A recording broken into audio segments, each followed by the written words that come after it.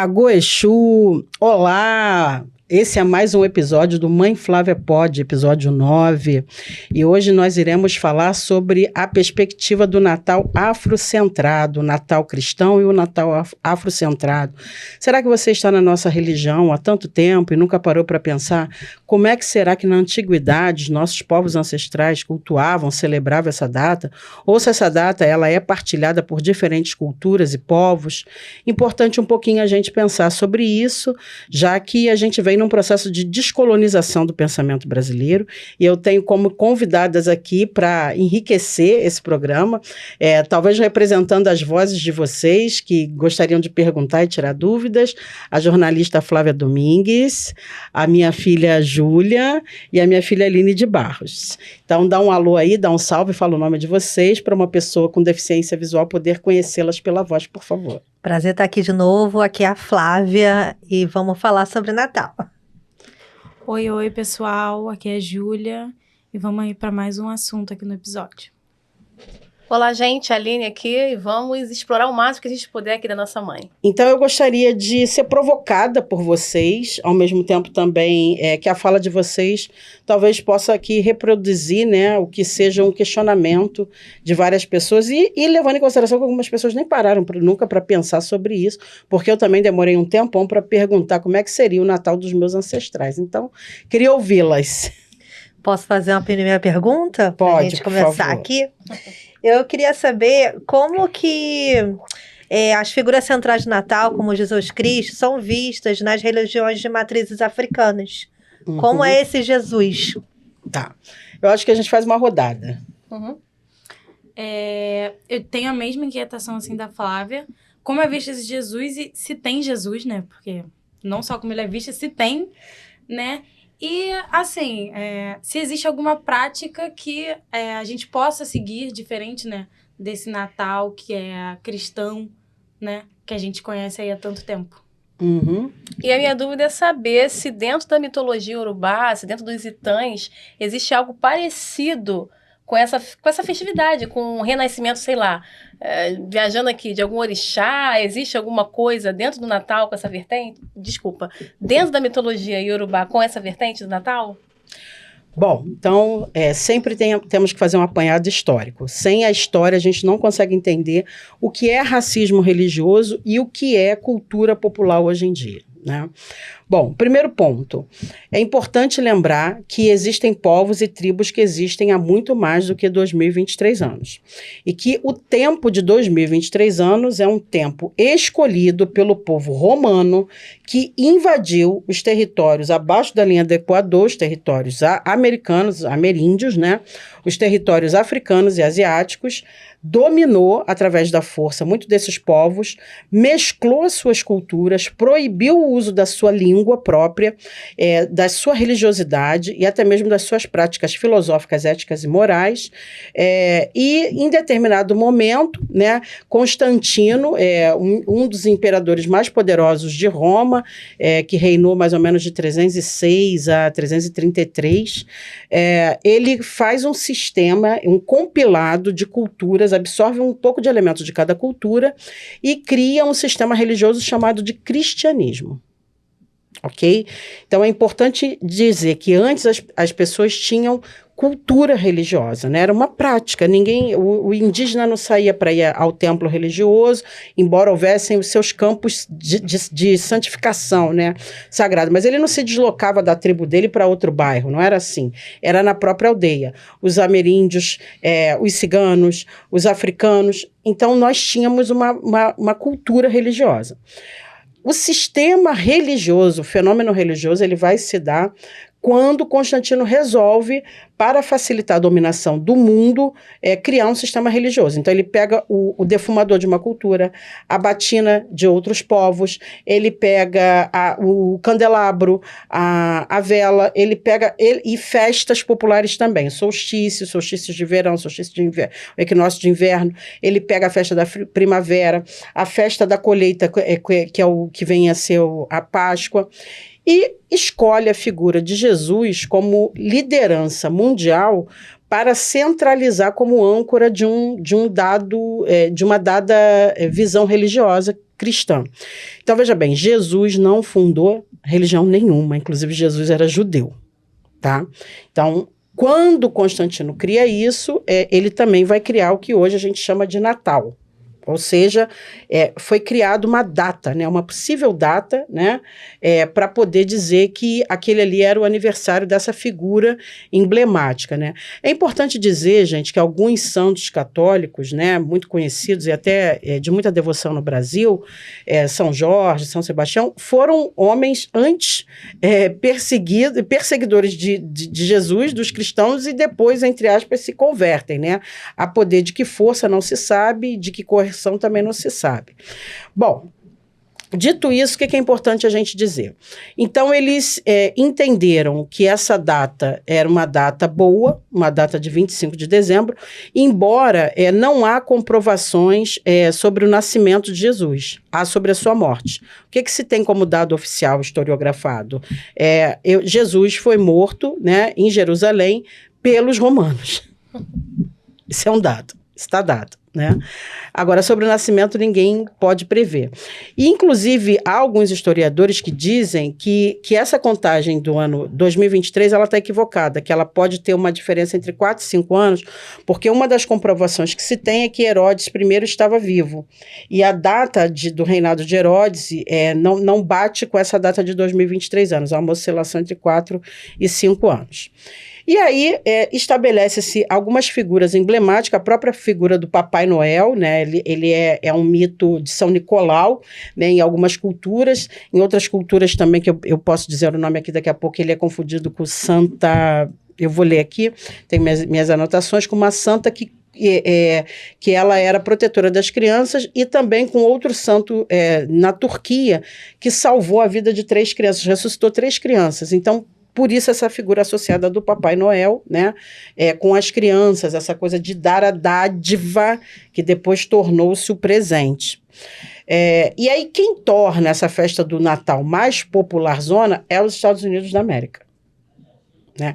Inclusive os protestantes, em alguns momentos da história, proíbem a prática do culto ao Natal, porque ele tinha muitas referências simbólicas, de imagens, e os protestantes têm muitas reservas com essa coisa da imagem. Né? Então, houveram momentos de proibição, depois foi liberado e tal, e hoje a festa do Natal, né, a celebração do Natal de fato, uma celebração que grande parte dos povos comemoram, mas é importante a gente entender que nós estamos no Ocidente e que a gente tem muito pouco contato com o Oriente. Né? O Oriente é um outro mundo que nós que estamos aqui ocidentalizados não conhecemos. Então, é muito comum no Ocidente. No Oriente, não. No Oriente, há povos que celebram de outras formas, inclusive os iorubás. Querem outra rodada de perguntas? Bom, você falou dessa questão dos presentes, né? Das dádivas que viraram presentes, né, mãe Flávia? Como que hoje, né? Hoje, assim, pra gente que é pobre, né? Presente é alguma coisa muito importante no Natal. Mas como a gente pode refletir sobre essa relação de consumo, principalmente com crianças, sabe? Dentro dessa perspectiva, né? Afrocentrada, como que a gente pode mudar valores, digamos assim, nesse contexto do Natal? Então, esse pensamento de que o presente é importante, principalmente para crianças pobres, vem de uma cultura que ela foi criada. Então, por exemplo, alguém aqui já teve um Natal triste porque não ganhou um presente? Não. Ganhou em todos? Todos. Ah, que bom. Eu não, eu já tive Natais que eu não ganhei. Você ganhou em todos também? Então, já tiveram alguns que não, mas pra mim Natal mais triste foi quando eu não tive comida, não tive a ceia. Então isso já foi mais a minha realidade. Foi mais forte ainda o que a realidade de várias crianças, inclusive. Então né? isso me marcou mais nos meus natais do que não ter um presente em si, assim, sabe? Entendi. Então, o que é a realidade de muitas pessoas. Muitos natais ganhei presente, mas houveram natais que eu não ganhei presente. E os natais que eu não ganhei o presente foram muito fortes, porque alguma criança na minha família ganhou e eu não ganhei. Então, a gente parte de uma reflexão que o Natal tornou-se praticamente uma festa do consumo. Sim. Não é à toa que os Estados Unidos se apropria muito dessa festa, né, como um grande imperador do sistema capitalista, para promover, né, essa loucura das pessoas de ter que ter dinheiro para comprar presente, roupa nova, né, e fazer ceia. Então, isso vai... tanto é que os assaltos, eles são muito maiores em dezembro, nas datas que precedem o Natal. E é muito comum você ver crianças pobres olhando vitrines. Sim. Né? Desejando consumir aquele frango, aquele peru, aquelas coisas, ganhar aquele tênis, né? Ou seja, uma política de consumo desenfreada que aumenta muito os números de furto e assalto nesse período natalino. E de grandes índices de depressão, tá? De suicídio nessa época natalina também, porque talvez os valores familiares eles estejam comercializados nesse momento. Então, há um grande mascaramento dos sentimentos e valores que deveriam ser exaltados nessa data, substituído por uma valorização de um perdão comercial, porque é Natal, então nós vamos ceiar, então é importante fazer as pazes, só que não, né, porque às vezes brigou o ano inteiro, e uma prioridade do presente, né, do presente e de uma mesa farta, que muitas vezes, em muitas casas, a comida é desperdiçada. Sim. Né, porque é um banquete para mais pessoas do que se tem naquela família de verdade. Então, há que se pensar o que significa essa política do consumo, inclusive de, às vezes, comer alguns alimentos que a gente não comeu o ano inteiro. Mas que no Natal a gente tem que comprar o bacalhau, tem que comprar o peru, né? E que sentido faz isso, né? E como é que esse alimento também é produzido à custa da pobreza de que grupo social também. E passando, né, para esse outro bloco de perguntas, eu quero antes convidar vocês que têm interesse sobre esses temas e querem aproveitar esse período natalino, que é um período que a gente descansa um pouquinho mais, né? Acho que essa, na verdade, é a grande vantagem, enquanto outras pessoas não, na verdade, vão trabalhar exaustivamente, quase que em um sistema escravo para vender o máximo possível, e convidar vocês a estarem na plataforma de ensino da Umbanda EAD, que tem matrículas abertas para diversos cursos online que dialogam com tudo isso que a gente está comentando aqui, ou seja, trazendo reflexões de outras cosmovisões, de outros povos, de outras tradições, principalmente afro-indígena religiosa. E se você quer aproveitar para estudar um pouquinho mais, eu indico esses cursos, convido vocês a entrarem na plataforma da Umbanda EAD, para saber um pouquinho mais, tá bom? Bom, Júlia, você estava com a palavra. Essa semana eu passei por uma coisa muito engraçada, né? Eu comprei uma árvore de Natal pra minha casa. Primeira vez, inclusive, que eu tenho uma árvore de Natal na vida. E aí eu fui questionada. Mas você não é macumbeira? Será que é ok ter árvore de Natal? E eu tô a semana inteira pensando nisso. Será que é ok mesmo eu ter uma árvore de Natal? E aí eu queria que a senhora falasse sobre isso, sobre nós, que somos pessoas de religião de matrizes africanas, ainda termos esse costume, né? Até que ponto isso é saudável ou não, já que a gente está falando de uma data que é muito visada ao consumo. Sim. Né? E ao desperdício também, como a senhora citou anteriormente. Como eu falei, Júlia, Constantino pegou elementos de várias culturas para criar um sistema religioso. Porque nunca você consegue matar um povo inteiro, então você tem que dominar. E uma das ferramentas de domínio é trazendo a cultura desse povo. Então, ele pegou, por exemplo, as árvores. Porque inúmeras tradições ancestrais fazem rituais ao redor das árvores, cultuam árvores, né? Nós também. Acho isso ótimo, inclusive. E aí pegou esse elemento. Mas esse elemento da árvore, ele fica mais reforçado depois, por incrível que pareça, com Lutero. Porque, como ele não queria símbolos muito que parecessem iconografias, ele traz o elemento da árvore como a questão da colheita e da prosperidade e tal. E um elemento da natureza mais vivo, assim, né, digamos assim. Então, a árvore, ela foi trazida por ter esse cunho de reverência ritualística ao redor dela em diferentes tradições. E por isso que Constantino colocou o símbolo da árvore ali, para que a gente pudesse contemplar. Então, nesse sentido, eu não vejo problema a árvore de Natal. O que a gente pode fazer é pegar um baobá, pegar uma árvore mais africanizada para se parecer mais conosco. Afinal de contas, nós não temos pinheiros, né, na África, pelo menos não que eu tenha conhecimento geográfico. e também não é muito da realidade do Brasil, a não ser no eixo sul, né? Então, a árvore tem esse significado, ou seja, povos que cultuavam árvores, que faziam rituais ao redor da árvore. Então, hoje, se tem a família reunida ao redor da árvore também para esse culto de Natal.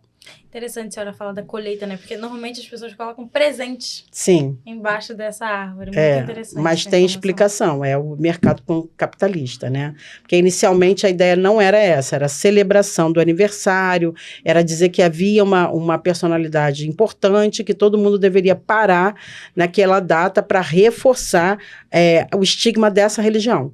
Então, torna aquilo ali uma data obrigatória, um calendário oficial, um feriado, e aí todo mundo tem que parar naquele dia ali, né? Então, foi na verdade, algo construído, né?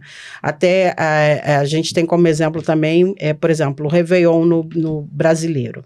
Começou com os terreiros indo até a praia jogar flores para Iemanjá no final do ano.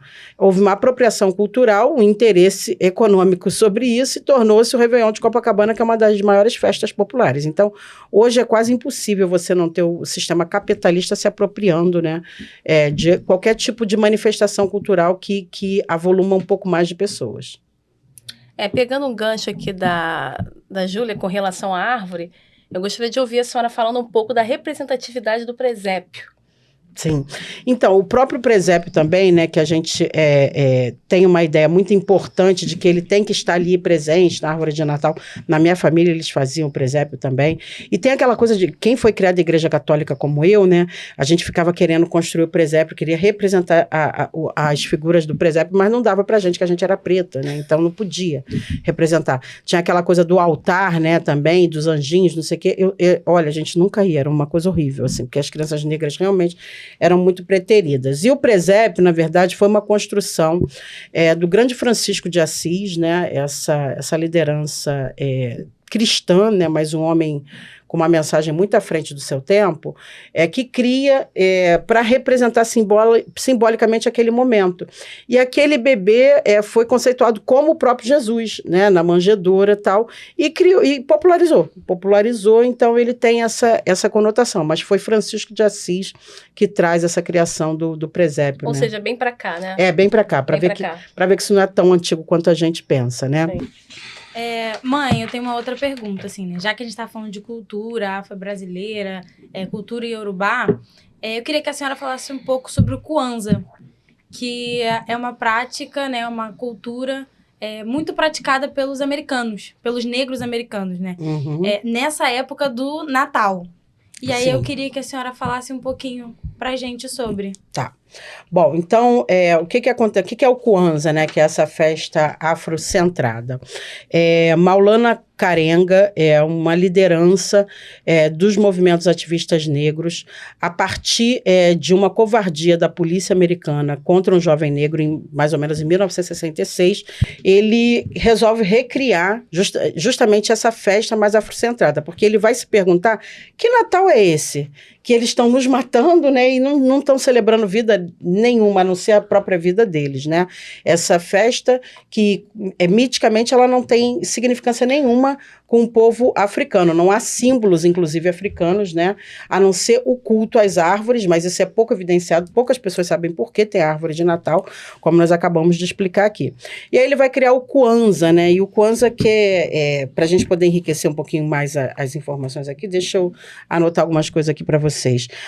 O Kwanzaa quer dizer festa da colheita, isso é muito importante.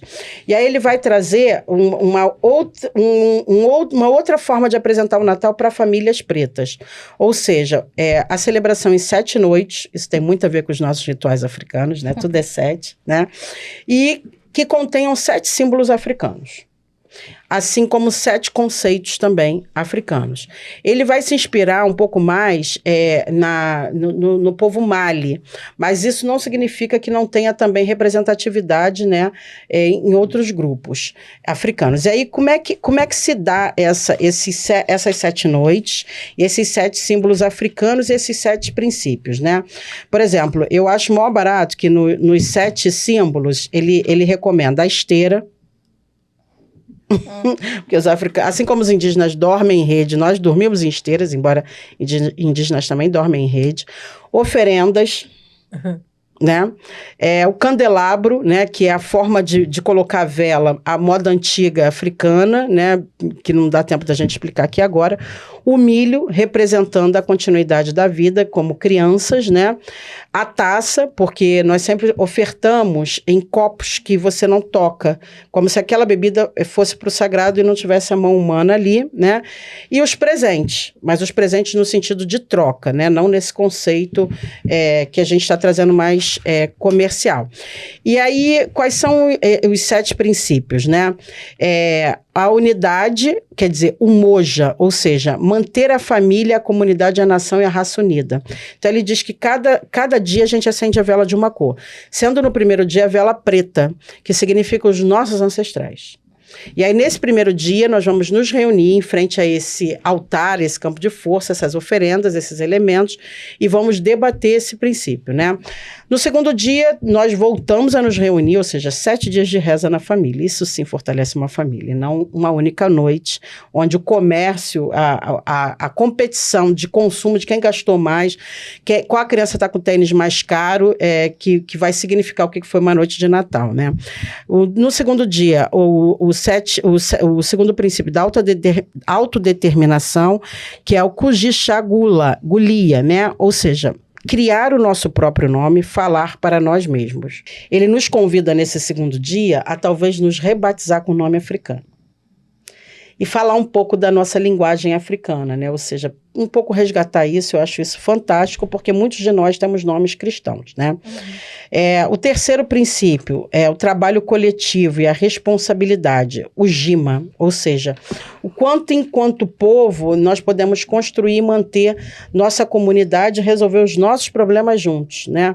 É um tema delicado que eu vou exemplificar aqui, mas é um pouco de que nós, mulheres negras, passamos quando infelizmente algum homem negro não assume uma criança e a gente fica naquela situação, denuncio esse homem, não denuncio, porque ele vai ser vai ser mais um no sistema penitenciário, e aí enquanto povo eu estou atacando meu povo, mas ao mesmo tempo esse homem precisa voltar a entender que ele é responsável por aquela criança e tal. Então, a gente acaba ficando num círculo ali. O que a gente é mais? Povo ou unidade? Então, é um pouco discutir essas questões entre nós. E aqui, inclusive, cabe, né, a discussão de que se tem algum homem dentro dessa família que não está sendo pai de verdade, ou se tem alguém com algum problema mais vulnerável, de doenças, de alcoolismo, um pouco trazer a solução dos problemas daquela família para aquela unidade familiar. Quarto princípio, cooperativa econômica, o Jamar, né? Construir e manter nossas próprias lojas e outros negócios e lucrar juntos, né? A gente está falando aqui de movimento Black Money. Né? Que é algo que a gente faz no nosso terreiro, né? No nosso terreiro, a Casa do Perdão, eu incentivo, né, os meus filhos a consumirem um produto do outro, que é uma forma de manter o capital entre nós, né? Também existe o movimento Woman Money, né? Ou seja, de manter o dinheiro na mão das mulheres. Foi na barraquinha ali fora. E ao invés de você consumir numa loja internacional dessa da vida, você vai naquela mulher que está ali vendendo, ralando pra caramba, para vender aquele cachorro quente e tal. Então, é um pouco isso, a gente fortalecer o nosso segmento. E detalhe, tá, gente? Coisa que os evangélicos fazem muito bem, ok? Então, o povo de santo precisa aprender isso. Na Casa do Perdão, isso já é uma prática. Vai contratar alguém para pintar? Tem um pintor na casa? Pinta com aquele pintor. Vai fazer uma unha? Vai fazer uma roupa? Tem alguém na casa que faz o corre? A gente tenta concentrar assim, né? Quinto objetivo, NIA. Tornar a nossa vocação coletiva a construção e desenvolvimento da nossa comunidade, a fim de restaurar povos e sua grandeza tradicional. Ou seja, qual é a vocação coletiva desse povo? Por exemplo, é não passar fome, é não ter orfandade, é ser religioso, e aí é um pouco pensar sobre isso. Sexto princípio, a criatividade, ou seja, a cumba, né? Fazer sempre tanto e quanto pudermos, da maneira que pudermos, a fim de deixar nossa comunidade mais bela e benéfica do que já é. né? Isso me lembra muito o princípio do terreiro, né? A gente ser responsável pela manutenção, pela ordem, pela estética, pelas condições de melhores uso do terreiro, que a gente ressignifica esses valores civilizatórios dentro do terreiro, e trazer para dentro de casa, né? O banheiro está quebrado, então como é que a gente faz, então, para a gente, todo mundo aqui usar um banheiro melhor? Como é que a gente faz para essa bica não quebrar mais toda hora? Alguém não está usando legal, então isso é algo que desperdiça menos dinheiro e energia desse povo e traz um ambiente mais saudável, né? Lembrando que a gente sempre partilhou moradia. Nós não tínhamos moradores de rua nas culturas africanas, né? Nós sempre construímos casas um para os outros, os indígenas também. E o 7º princípio é a fé, que é imani, ou seja, acreditar com todo o coração em nosso povo, em nossos ancestrais, em nosso país, em nossos professores, em nossos líderes, na justiça e na vitória de nossas lutas, né? Isso significa que a fé, ela é a unidade de um povo. Um povo, ele nasce dentro de uma etnia, dentro de uma tradição. Então, todos convergem para uma cultura filosófica e existencial. E quando esse povo perde essa unicidade de crença, ele vai ser levado a acreditar nos valores civilizatórios de um outro povo, de um outro Deus que não faz parte da sua cadeia ancestral genealógica. Então, seus ancestrais não conhecem aquilo como mito de crença. E você tem que fazer uma conversão na sua psique, ou seja, um assassinato dos seus valores civilizatórios e existenciais para acreditar nesse outro Deus. É a conversão ao cristianismo. Toda conversão religiosa, né, ela é extremamente delicada, né? Tanto que esses dias Mãe Torodi recria, né, renasce uma fala de Mãe Beata dizendo nossa ação política começa numa mesa de jogo. Quando a gente convence alguém a se reconectar à sua própria religiosidade ancestral. Lindo isso, né? Lindo, né? Mãe Beata de Iemanjá, né? É maravilhosa. E aí, nesse 7º dia, então, a grande ceia. Então, nos reunimos durante 7 dias ali, né? Naquele altar sagrado, com aqueles elementos africanos. E aí, naquele dia, a gente faz a grande ceia, todos brindam, porque o brinde é axé, brindar é magia. Quando eu brindo aqui, ó, brinda aqui comigo, minha filha. Eu chamo do universo bênçãos para o que está aqui dentro desse conteúdo. Seja água, seja cerveja, vinho, seja lá o que for, né? E aí a gente faz toda essa celebração festiva, né? Trabalhamos esses 7 valores, e aí cada criança deve ganhar 3 presentes, né? Um livro, um objeto africano e um brinquedo. E essas oferendas que vão estar ali, as frutas e o milho e símbolos africanos, o milho representa cada criança que está... Para cada criança que está na casa, um sabugo de milho. Para mostrar o quê? A continuidade desse povo, né? O milho é algo que ele multiplica, ele é muito próspero, né? Então, essas crianças devem ganhar isso, ou seja, um livro, né? Um símbolo africano, né? E um presente como demonstração do trabalho daquele pai e daquela mãe. Lembrando que às vezes o que se ganhava era até mesmo uma ferramenta de trabalho quando não havia o trabalho escravo, e o trabalho era algo de mais nobre que um mais velho poderia dar ao mais novo, né? Lembrando que Ogum foi um ferreiro, que Oxóssi foi um caçador, né? Que o Baluaê foi médico. Então, trazer esse conhecimento para os seus descendentes é deixar a sua existência garantida, uma vez que você tem meios de sobrevivência. Sobrevivência da terra. E pensar no coletivo também, né? Exatamente, pensar no coletivo. Então, essa aqui é uma proposta, né? Se você for estudar todas as culturas africanas, até tudo que eu já li e pesquisei, não há elementos de similaridade entre o que se chama de Natal, o Natal que a gente vive aqui no Brasil e que o Ocidente vive. Mas, por exemplo, existe essa coisa da oferenda, existe essa coisa de sentar junto na esteira, de rezar a família toda junta. Isso é uma verdade.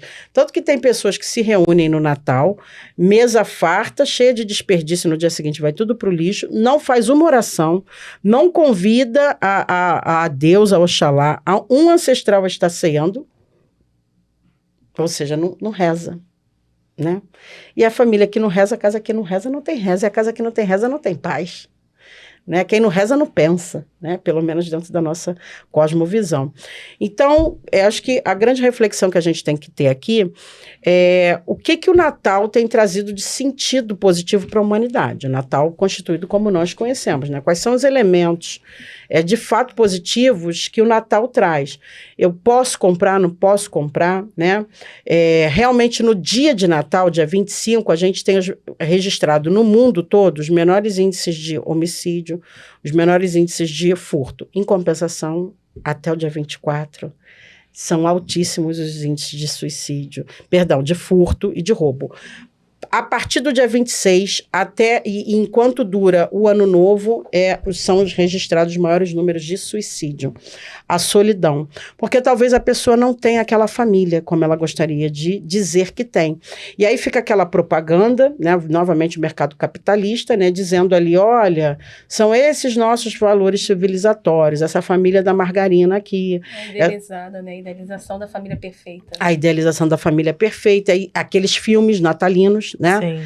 E aquela ideia de aí você olha para um lado, olha para o outro, meu Deus, eu não tenho dinheiro para botar uma ceia, eu não pude comprar um peru de Natal, meu Deus, eu não pude dar um presente para o meu filho, para minha filha, e aí vem uma frustração existencial, quando na verdade no Kwanzaa a gente está falando de outros valores civilizatórios, né? A gente está falando de trocar.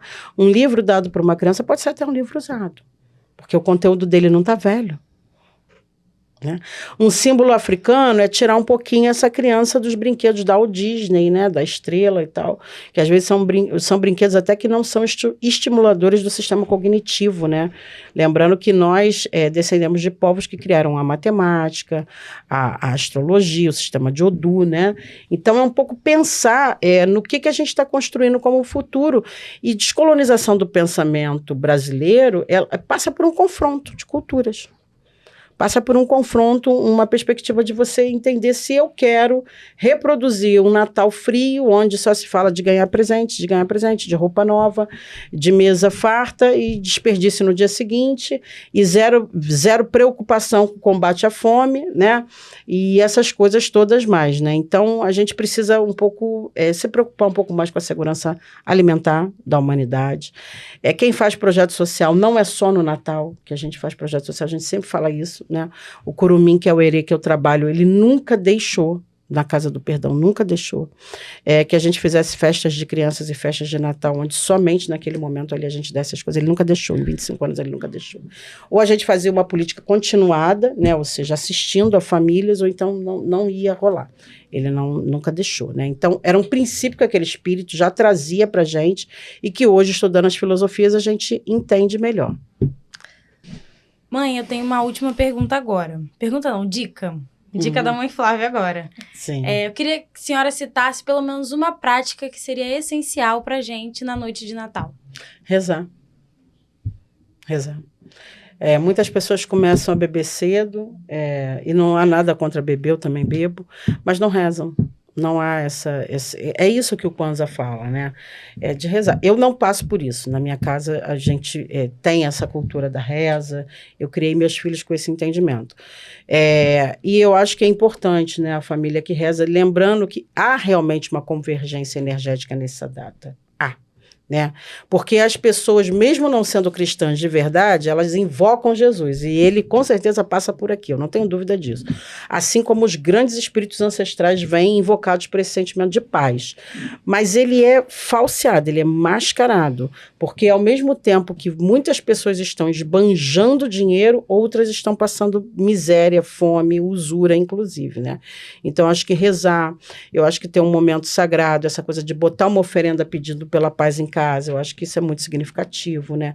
Esse altar da Kwanzaa, manter ele 7 dias, ou seja, não é só uma noite sagrada, são 7 noites, fechando um ciclo, né, que pra gente 7 é tão importante, e isso é fenomenal, né?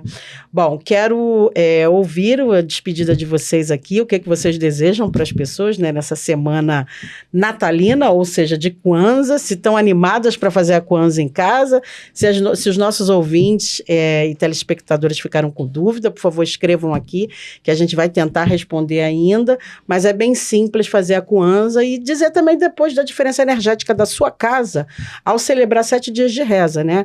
Será que em algum momento da sua vida você fez 7 dias de reza em casa? E aí está reclamando que a energia da casa não está boa, o animal fica doente, as coisas estão quebrando, a comida desperdiçando, o dinheiro está faltando, dá toda hora choque nas coisas, problema com fios, eletricidade. Tudo isso é demonstração de que a energia da casa não está boa, né? Mas o que vocês desejam aí aos nossos ouvintes? Bom, desejo que com tudo que a gente trocou aqui, eu pelo menos aprendi bastante, mãe Flávia. Eu acho que é super possível praticar em casa. Principalmente, eu sou tia, né? Não tenho filhos, mas meus sobrinhos são muito próximos. Gostei muito dessa forma de repensar o que a gente oferece para eles, né? Então, o livro, os símbolos africanos e tal. E eu acho que é uma coisa que esse ano eu vou colocar em prática, assim como fazer esses 7 dias de reza, né? Esse altar, né? Para realmente, assim, começar a colocar isso como uma rotina, porque o Natal, do jeito que a gente vê hoje, é exatamente isso. Tem esse lado de que muita tristeza. Eu lembro muito do meu pai no Natal, porque eu sempre, quando lembro do Natal, eu lembro do meu pai triste por causa da família, que ele já não estava brigado, a mãe que já tinha falecido. Então, eu não vejo, assim, uma data, assim, muito alegre, sabe? Então, eu acho que tudo que eu troquei aqui hoje, eu tô repensando. Pode ressignificar. Exatamente, a minha inclusive, visão sobre... rezar para esse ancestral na primeira noite. Exatamente. Né? Eles, inclusive, têm como padrão fazer do dia 26 ao dia 1º, de modo que todas as famílias afrocentradas estejam rezando juntos, uníssono. Então, nos fortalece enquanto povo também. E o Feliz Natal para todo mundo, né? Axé. Desejo também Feliz Natal para todo mundo e cheio de mudanças de hábito, né? Que o Natal não seja só desperdício, mas que a gente consiga olhar para o próximo, né? Ver que o que a gente tem de sobra na nossa casa, tem gente que não tem nem metade. Sim, sim. Então, que o Natal seja isso. Eu desejo ressignificação mesmo, né? Das nossas perspectivas, mesmo menos consumismo e mais amor, mais empatia, mais capacidade de ficar em silêncio quando tem que ficar em silêncio, né? E fazer as nossas rezas internas. Desejo mais de Deus, seja lá o Deus que você professa, né? No meu caso, Oxalá, no meu caso, Xangô, né? Eles são meus deuses. Então, que haja essa busca interior de autoaceitação, de autoanálise. É isso que eu desejo para todos nós. E muita felicidade, gente. Isso que importa. Com certeza. Quero agradecer demais a todas as pessoas que estão aqui conosco, nossos apoiadores, pós-Ubuntu, né, e a Umbanda EAD, e todas as pessoas que se interessam sobre esse tema tão importante, né, do Natal e das visões afrocentradas, né, principalmente os estudiosos que têm consciência da Lei 10.639/11.645. A Umbanda EAD tem a pós-Ubuntu e é muito importante a gente trabalhar, né, o ensino das histórias da África e do povo africano e dos povos indígenas na Constituição da sociedade brasileira, justamente para a gente poder se questionar, né, até que ponto eu estou reproduzindo uma cultura que eu acho que é minha, que é ancestral, e, na verdade, eu estou reproduzindo uma cultura do consumo, né, que não tem nada a ver até, inclusive, com filosofias religiosas, mas nada além do que quem tem compra e é feliz, quem não tem não compra e passa mal, fica triste, né, entra em depressão, tá bom? Essa depressão que começa no Natal, gente, é que leva aos grandes números de suicídio na data do Ano Novo e nas datas que precedem o Ano Novo, tá bom? Então, para quem tem interesse nos cursos da Umbanda EAD e na pós-Ubuntu, é só clicar aqui nesse link que está passando aqui para vocês, a gente vai deixar o teaser aqui, e quero agradecer também o nosso apoiador, que é a Umbanda EAD.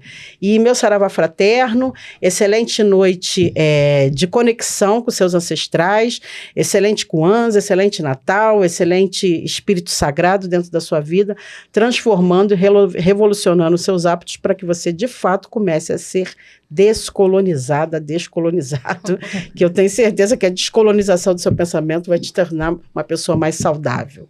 Meu saravá fraterno. Ancestralidade é a nossa raiz. Educação é o futuro. A unidade no todo. Pós-Umbanda EAD. Teologia, cosmologia e cultura afro-brasileira.